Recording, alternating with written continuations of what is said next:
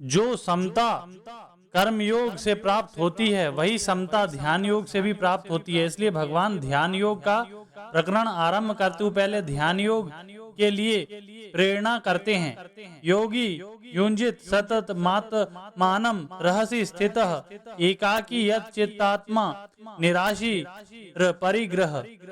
इसकी व्याख्या इस प्रकार है। 5वें अध्याय के 27वें 28वें श्लोक में जिस ध्यान योग का संक्षेप में वर्णन किया गया था, अब यहाँ उसी का विस्तार से वर्णन कर रहे हैं। युज समाधो धातु से जो योग शब्द बनता है, जिसका अर्थ चित्त वृत्तियों का निरोध करना है, उस योग का वर्णन यहाँ 10वें श्लोक से आरंभ करते हैं। अपरिग्रह चित्तवृत्तियों के निरोध रूप योग का साधन संसार मात्र से विमुख होकर और केवल परमात्मा के सम्मुख होकर किया जाता है। अतः उसके लिए पहला साधन बताते हैं अपरिग्रह, अर्थात अपने लिए समबुद्धि से कुछ भी संग्रह ना करें। कारण कि सबके सुख के लिए भोग और संग्रह करने से उसमें मन का खिंचाव रहेगा, जिससे साधक का मन ध्यान में नहीं लगेगा। अतः ध्यान योग के साधक के लिए अपरिग्रह होना जरूरी है। निराशी पहले अपरिग्रह पद से बाहर के भोग पदार्थों का त्याग बताया। अब निराशी पद से भीतर की भोग और संग्रह की इच्छा का त्याग करने के लिए कहते हैं। तात्पर्य यह है कि भीतर से किसी भी भोग को भोग बुद्धि से भोगने की इच्छा कामना आशा न रखें। कारण कि मन में उत्पत्ति विनाशशील पदार्थों का महत्व आशा कामना परमात्मा प्राप्ति में महान बाधक है। अतः इसमें साधक को सावधान रहना चाहिए। यथा चित आत्मा बाहर से अपने सुख के लिए पदार्थ और संग्रह का त्याग तथा भीतर से उनकी कामना आशा का त्याग होने पर भी अंतःकरण आदि में नया राग होने की संभावना रहती है। अतः यहाँ तीसरा साधन बताते हैं, यत चित आत्मा, अर्थात साधक अंतःकरण सहित शरीर को वश में रखने वाला हो। उसके वश में होने पर फिर नया राग पैदा नहीं होगा। उनको वश में करने का उपाय कोई भी नया काम राग पूर्वक न करें। कारण कि राग पूर्वक प्रकृति होने से शरीर की आराम आलस्य में, इंद्रियों की भोग में और मन की भोगों के चिंतन में अथवा व्यर्थ चिंतन में प्रवृत्ति होती है। इसलिए अंतःकरण और शरीर को वश में करने की बात कही गई है।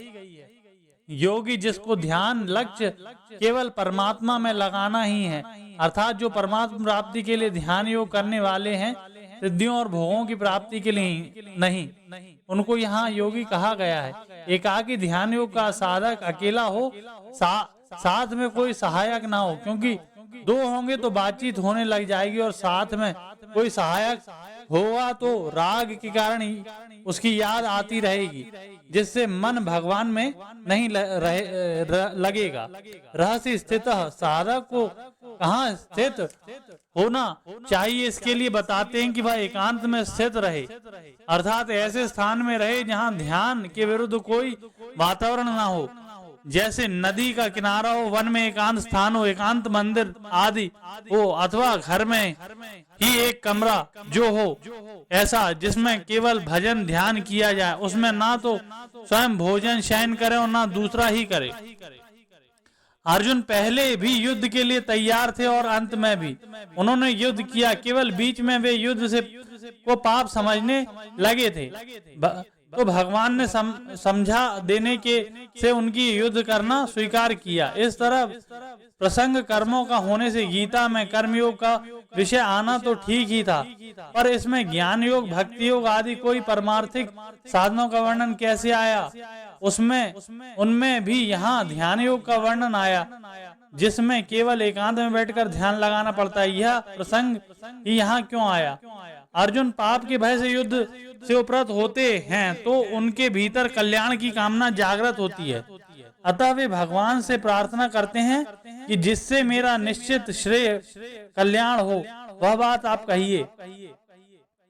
दूसरे अध्याय का 7वां, तीसरे अध्याय का 2 और 5वें अध्याय का पहला श्लोक। इस पर भगवान श्रेय करने वाले जितने मार्ग हैं वे सब बताने पड़े। उनमें दान, यज्ञ, तप, वेद अध्ययन, प्राणायाम, ध्यान योग, हठ योग, लय योग आदि को कहना भी कर्तव्य हो जाता है। इसलिए भगवान ने गीता में कल्याणकारक साधन बताते हैं।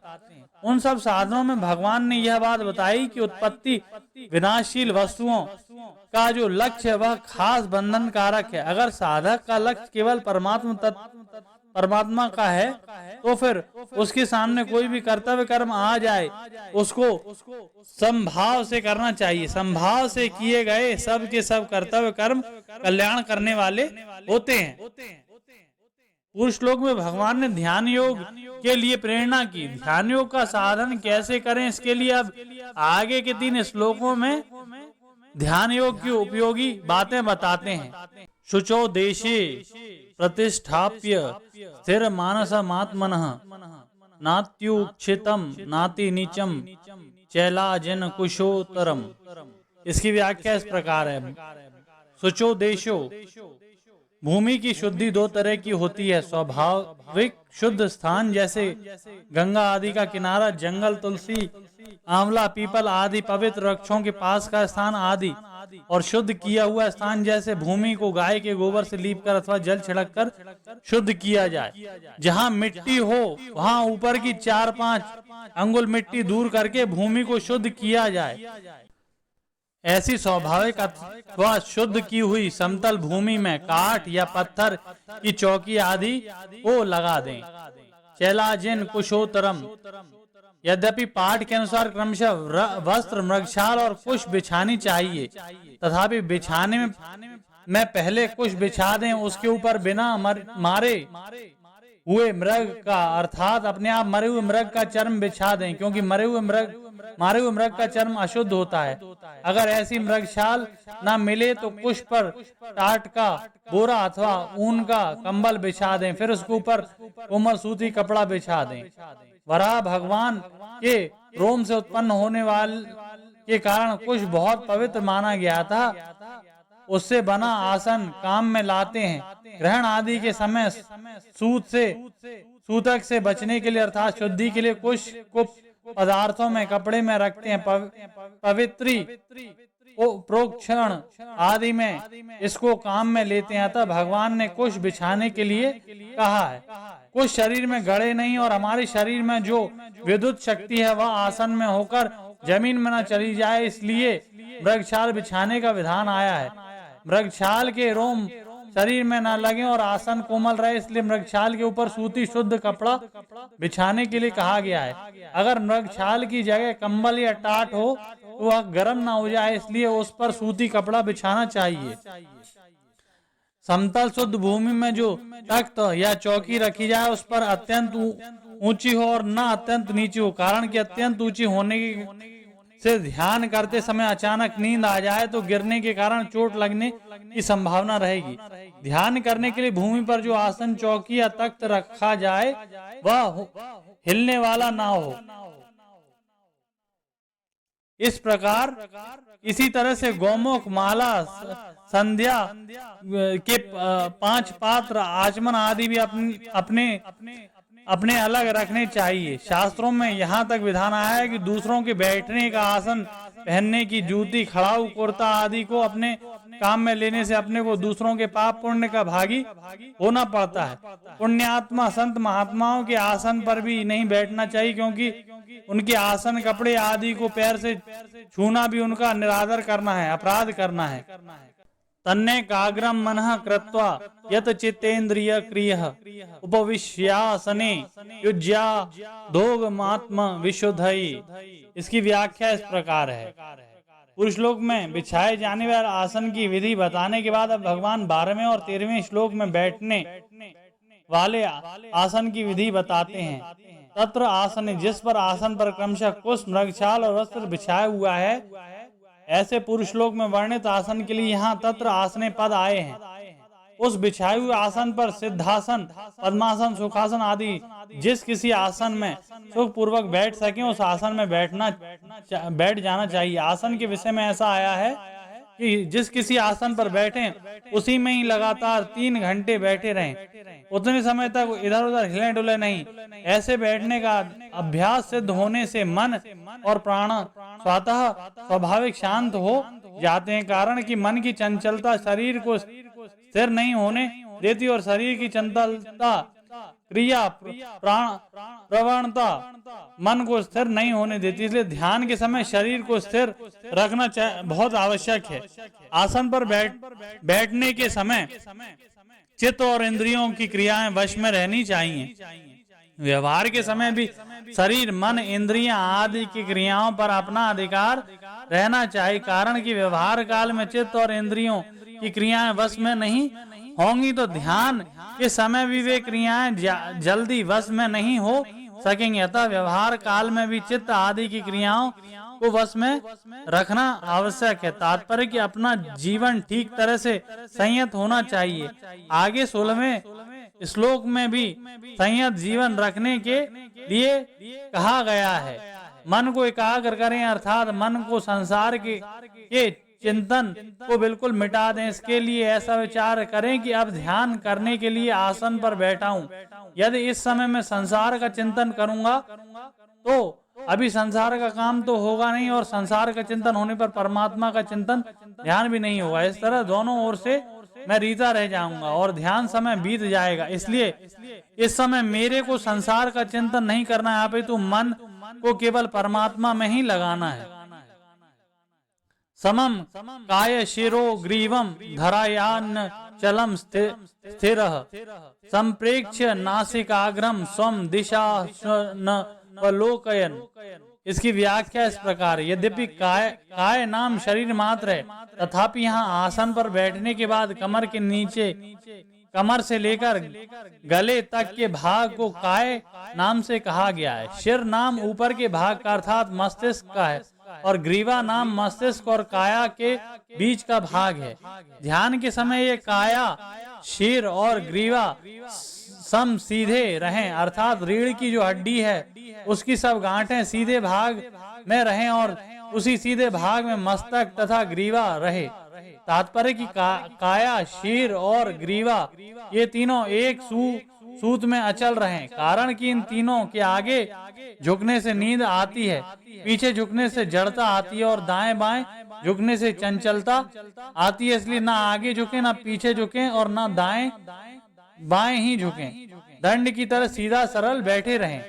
सिद्धासन, पद्मासन आदि जितने भी आसन हैं आरोग्य की दृष्टि से वे सभी ध्यान योग में सहायक हैं। परंतु यदि भगवान ने संपूर्ण आसनों की सार चीज बताई है, काया, शीर और ग्रीवा को सीधे समतल रखना, इसलिए भगवान ने बैठने के लिए सिद्धासन, पद्मासन आदि किसी भी आसन का नाम नहीं लिया है, किसी भी आसन का आग्रह नहीं रखा है। तात्पर्य कि चाहे किसी भी आसन में बैठे पर काया, शीर और ग्रीवा एक सूत ही रहने चाहिए।